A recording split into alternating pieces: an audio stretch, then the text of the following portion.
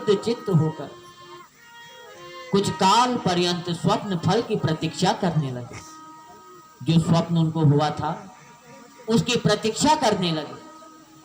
और अनंतर अभी कुछ ही काल बीत पाया था कि सज्जनों को गति देने वाले परमेश्वर परमपिता शिव जी माता सती के विरह से व्यग्र होकर इधर उधर घूमते हुए अपने गणों के साथ तपस्या करने के लिए कहां पहुंचे? हिमालय के पास। जो हिमालय पर्वत हैं, नाना प्रकार के पर्वतों से घिरा है, उसी पर्वत पर परमपिता शिव जी अपने गणों के साथ घूमते फिरते हुए दिगंबर स्वरूप में हिमालय के पास पहुंचे और उन्होंने वहीं अपना तपस्या प्रारंभ किया। और माता पार्वती जी अपनी सखियों सहित उन्हें प्रसन्न करने के लिए उनकी सेवा करने लगी। और उस समय देवताओं ने परमपिता शिव जी को मोहित करने के लिए कामदेव को भेजा और काम के बाण से विद्ध होकर परमपिता शिव जी तनिक भी विचलित नहीं हुए। उनका तपोबल इतना विचित्र था कि कामदेव के जो पंच बाण हैं किसी भी प्रकार से परमपिता शिव जी को विचलित नहीं कर पाए। और उन्होंने अपने नेत्र की अग्नि से काम को भस्म कर दिया। और मेरी बातों का स्मरण कर वे वहीं अंतर ध्यान हो गए। और ऐसे ही माता पार्वती जी परमपिता शिव जी की निरंतर सेवा करने लगे उस स्थान पर। और तदंतर भगवान विष्णु ने अपना विवाह करने हेतु जब उनसे बहुत प्रार्थना की, तब उन्होंने भगवान विष्णु जी पर प्रसन्न होकर लोकाचार का आश्रय लेते हुए माता पार्वती जी के साथ विवाह किया। और उस अवसर पर अनेक मंगल हुए।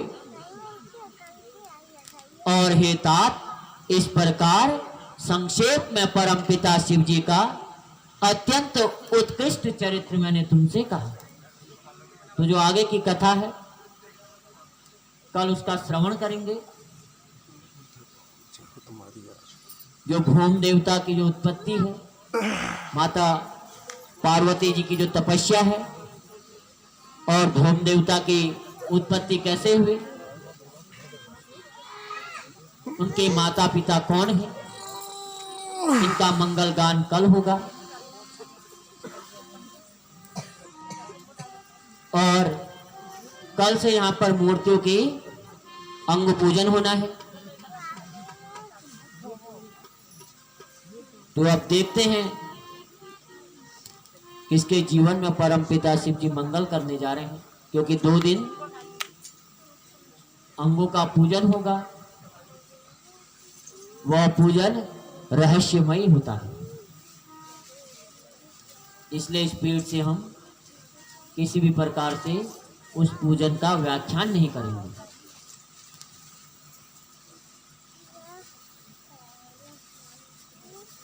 तो कल से आज पंच जो महाभूत जो वास थे, आज संपूर्ण रूप से नंदी महाराज जी और माता शक्ति में विद्यमान हो चुके हैं। आज पृथ्वी तत्व से भी विद्यमान हो चुके हैं। तो अब उनका कल से अंगों का निर्माण प्रारंभ होगा। और 8वें दिन यहाँ पर भव्य स्वागत। उस दिन हम ये भी चाहते हैं, क्योंकि अभी तक इस स्थान पर ढोल, तुमरू वादक कहते हैं उन्हें, वैसे जो ढोल और वो बजाते हैं, यहाँ तो दास भी कहते हैं उन्हें, लेकिन जो शास्त्रों के अनुसार उन्हें तुमरू वादक कहते हैं। उनके साथ ढोल चलता है, एक तुरतुरी होती है, जो आपने पूर्व काल में कभी देखा होगा। कुछ समय पूर्व जब महात्मा लोग आते थे तो एक सिंह जैसा लेके वो आते थे अपने साथ, उसको बजाते थे वो, तो उसे तुरतुरी कहते हैं। तो यहाँ पर मंदिर जिस दिन मूर्तियों की स्थापना हो तो दिव्य यहाँ पर गान हो, क्योंकि मंगल यात्रा भी शांतिमय हुई है, यज्ञ प्रारंभ हुआ है, शांतिमय हुआ है। तो जब मूर्तियों की स्थापना हो रही है तो हम लोगों का कर्तव्य है कि स्थापना के समय उनको दिव्यता प्रदान की जाए, उनका दिव्य स्वागत किया जाए। ये सब ग्रामवासियों का कर्तव्य है।